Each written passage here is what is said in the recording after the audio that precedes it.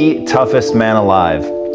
The only member of the U.S. Armed Forces to complete SEAL training, the U.S. Army Ranger School, where he graduated as enlisted honor man, and the Air Force Tactical Air Controller training. He entered Bud's Hell Week 3 times in 1 year, completing it twice despite a seriously damaged knee, multiple stress fractures, and a hernia. He served in combat in Iraq, was the bodyguard for the Iraqi Prime Minister, completed an ultra marathon with pneumonia, and once held the Guinness World Record for most pull-ups in 24 hours with 4,030. All in all, he's completed over 60 endurance and ultra endurance events, often winning or at least placing in the top 5. And when he was asked how he's been able to accomplish so much, he says simply that he hated what he saw in the mirror enough to make a change. Having grown up bullied and abused both physically and mentally, by the time he graduated high school, he was, by his own admission, broken and weak. But instead of accepting that, he turned inward, stopped saying woe is me, and got to work becoming the man he wanted to be. I worked myself so hard that I turned a person this fucked up into this motherfucker right here. Not off of reading a fucking book off a theorist. Off of going to work on myself and saying, I don't know how to do this, but I know that to get over there to that fucking side, I gotta grind myself into a fucking fine powder. And I did it. David Goggins is an introverted, soft kid that got beat up growing up, and mindset had to lie to create friends, to get friends, to be accepted. So my life has really been about 2 people. Very scary, but 2 people. I had to invent a whole nother human being to get outside of my comfort zone. And that human being became Goggins. Goggins is like the guy that walks out of the phone booth. He's like that Superman that walks out of the phone booth. And I was talking to my fiance today about, it's kind of strange how sometimes I have a conversation between David Goggins, and Goggins will tell David Goggins about the shit he's done. And David Goggins like, what the hell, man? Why are you doing that? That's nuts. So it's kind of this battle between trying to find more of yourself, knowing that the real you is afraid, likes comfort, likes living in a world that is that likes to pat you on the back, give you the things that you want to hear, not the things that you have to hear to get better. So I think I want to be a Navy SEAL.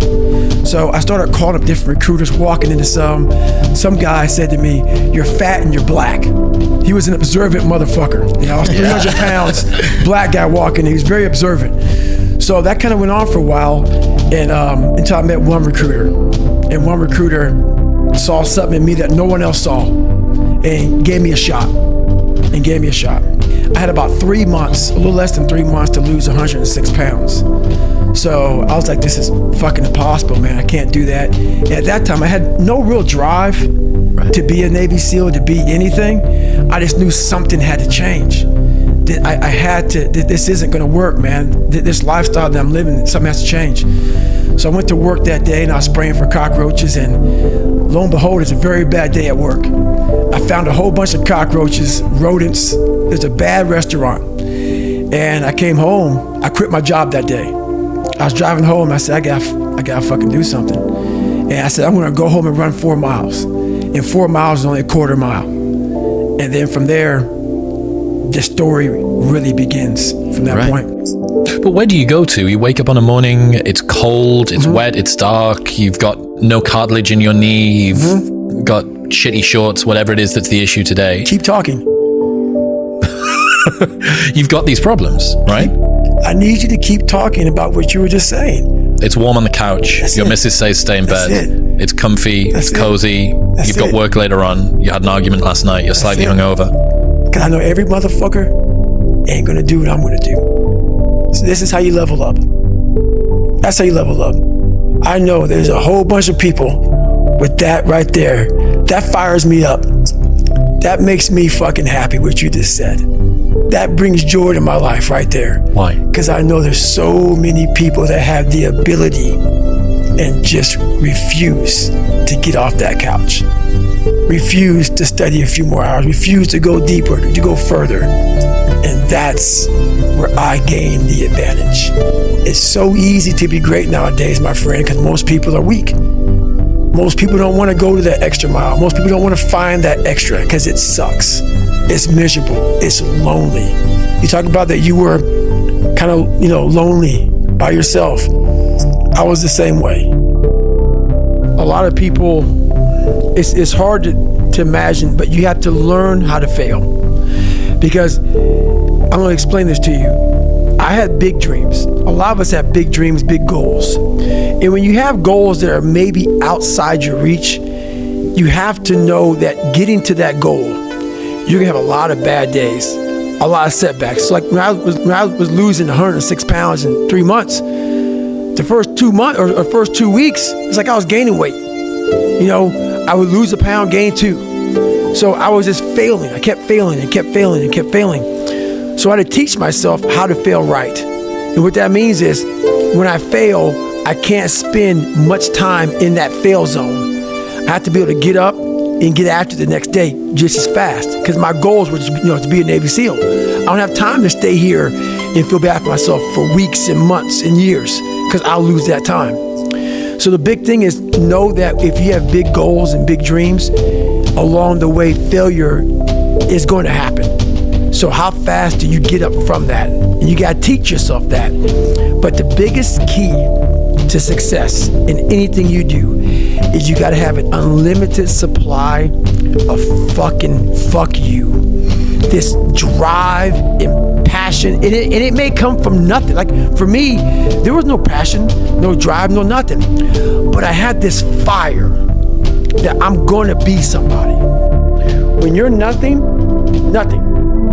and change yourself into something like me, you call it happiness, peace, whatever the fuck you want to call it.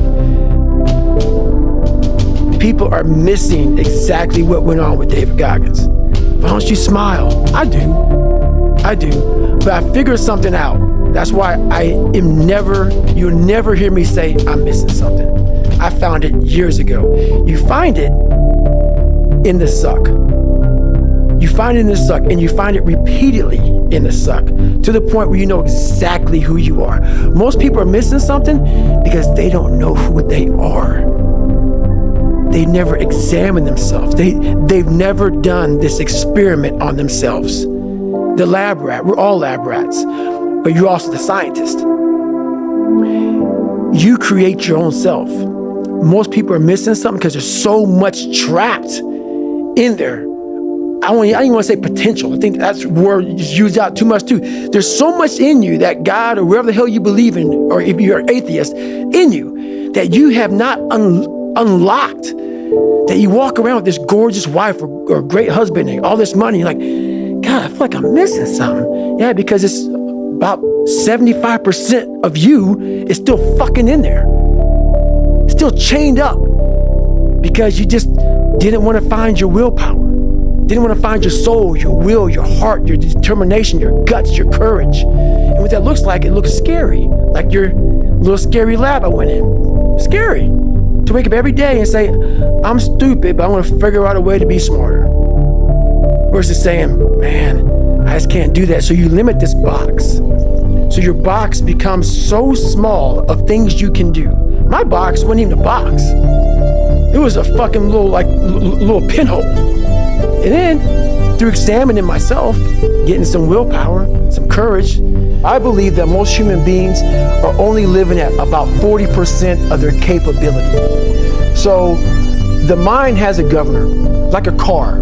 If you're driving a car and the car has a governor on it, the car may say 130 miles an hour, but the governor's set for 91. Once that governor sets in, you get to 91, that car starts doing this. The car wants to go. The car wants to go, but that fucking factory said, we're not going past 91. We have a factory, a nice governor in our brain, and it's a survival mechanism. It protects us from pain and suffering. The second we feel that shit, our mind says, oh no, this isn't fun. We should back off. We should sit down, find something more comfortable. And there's something about the mind. The mind has the tactical advantage over you at all times. At all times of your life, The mind has a tactical advantage over you. Why is that? It knows what you're afraid of. It knows your insecurities. It knows your deep, dark lies. And it starts to push you away from that shit. It pushes you in a direction that is comfortable. The mind controls everything. So what I realized was that when I was growing up and I was 300 pounds and I got all fat and I got all insecure, I realized that my mind kept taking me in this direction. When things got uncomfortable for me, when I was facing my insecurities, I was facing my fears, my mind said, oh no, we have the tactical advantage. We need to get you, separate you from this feeling over here. Life's all about feelings. We want the happy feeling. We don't want that feeling of this sucks. Why am I here? And you don't have any, so you can't answer those questions, so you leave.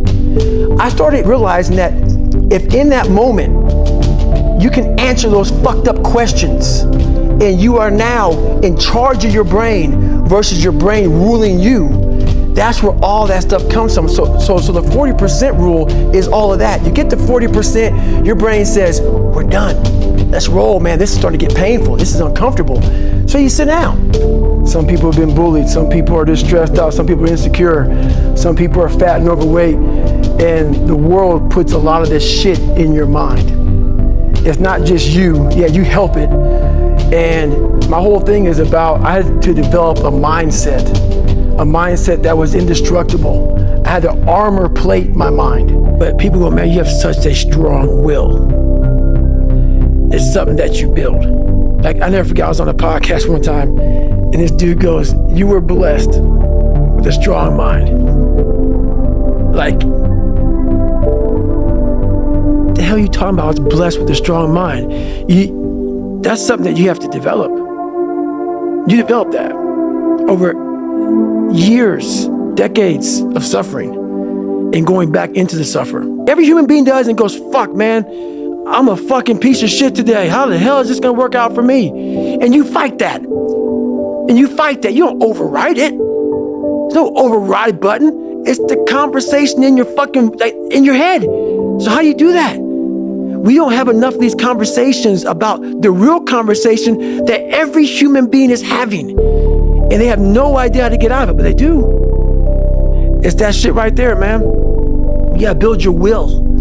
You have to figure out ways, and everybody's different. That's how the book kind of talks about, like, we all have these things about, 5 steps to this and 4 steps to this. It's a lot more than that. That's all bullshit. It's a practice that you have to, it's a habit. So if you know that at 40%, I'm feeling pain. At 40%, I'm feeling pain. That's where the 40% rule kicks in. Now it starts. Okay, I'm feeling pain. My mind's saying all this shit to me. It's saying, get out of here, run, flee. The fight or flight kicks in. Okay, we're done. We're not good enough. It starts telling you all these things. You start to believe it because the mind controls all. Whatever gets you motivated, it's got to be here at the tip of your brain at all times. Because in those dark moments, you gotta pull it out. So a lot of people can live with themselves. That's the first thing. A lot of people can live with themselves, look in the mirror and say, I'm okay with being afraid. I'm okay with going on this easy highway over here. The easy highway has all these fucking signs and shit, directions, how to get somewhere. And you have to first be uncomfortable with how you feel about yourself. With that voice that a lot of us like to run away from, we all have it. We all have that voice that say, hey man, you're kind of wimping out right now. You're kind of being a little punk right now. But a lot of us say, okay, that's okay. It's okay to tell these little white lies to ourselves. So we first have to face the real you. The real me is David Goggins. The real me is the guy looking at you right now saying, I don't want to fucking be on this show right now because I used to stutter as a kid. And I'm afraid of that. I'm afraid that here in a second, I'm going to start fucking stammering and stuttering and the whole world's going to know that I have all these issues. But that's when I see right now, okay, Goggins, you got to go on this fucking show. That's Goggins. Goggins is saying, okay, David Goggins, you're a punk. Life made you this way. We can't live like this. We can't live in fear. We can't live in judgment. We can't be afraid of what the fuck people right now are looking at me saying about me. We cannot be afraid of that. That's Goggins. Goggins saying, fuck all of you who don't like me, who don't want to. And that person then comes in. But you have to be David Goggins and say, man, I'm afraid of this. I'm fucked up here. Life made me this way here. I stutter. I have these issues with reading and writing, and I'm fat and I'm insecure. You have to face that in that dark room. In that dark room is who you are. But in that dark room is where you have to create another human being that walks out of that dark room to face who you are. That's the only way you're gonna get over all those things. You have to create someone else. Not like you have two different personalities, it is you. But you have to find strength. In that visualization of almost me cracking out Goggins, like almost like that Superman cape, like I'm coming out a different person, a person that doesn't give a fuck about anything, who doesn't care about being judged, who knows I'm weak, who knows I'm afraid, who says, whatever you think about me, take it, whatever, I'm here. That's Goggins. In the dark room, you face yourself, you realize you want to be better, you realize you don't want to be this weak, insecure person in the world who has all these problems that we all have. We all have. Social media is a great platform to tell you who we want to be, not who we are. So that's where that dark room is.